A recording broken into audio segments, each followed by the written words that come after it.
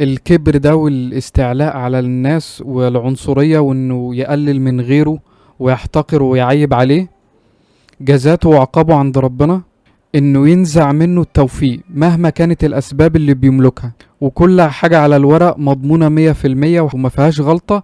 لو اتسحب منه توفيق ربنا تلاقي كل حاجة وقعت. في قصة صاحب الجنتين، الراجل اللي ربنا اداله جنتين أراضي واسعة مليانة زرع وثروة كبيرة وعزوة، فقال لصاحبه: أنا أكثر منك مالا وأعز نفرا.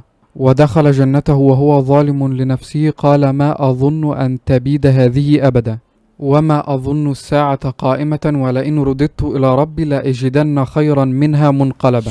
يعني حكم لنفسه إن هو الأفضل والأحسن في الدنيا وفي الآخرة كمان. فصاحبه رد عليه قال له صاحبه: أكفرت بالذي خلقك من تراب ثم من نطفة ثم سواك رجلا؟ لكن هو الله ربي ولا أشرك بربي أحدا.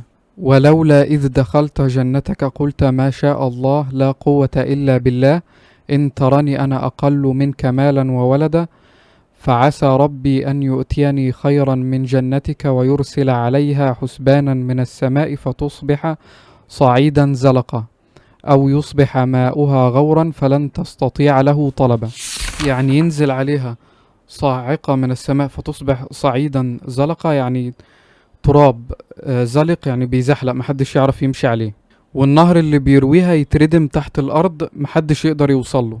وده اللي حصل بعدها، خسر الجنتين والنهر وأحيط بثمره، فأصبح يقلب كفيه على ما أنفق فيها وهي خاوية على عروشها، ويقول: يا ليتني لم أشرك بربي أحدا، ولم تكن له فئة ينصرونه من دون الله وما كان منتصرا. هنالك الولاية لله الحق، هو خير ثوابا وخير عقبا. في 2019 طلع رجل أعمال في برنامج في التلفزيون بيتكلم عن قصة نجاحه وشركته، فقال تصريح استفز الناس.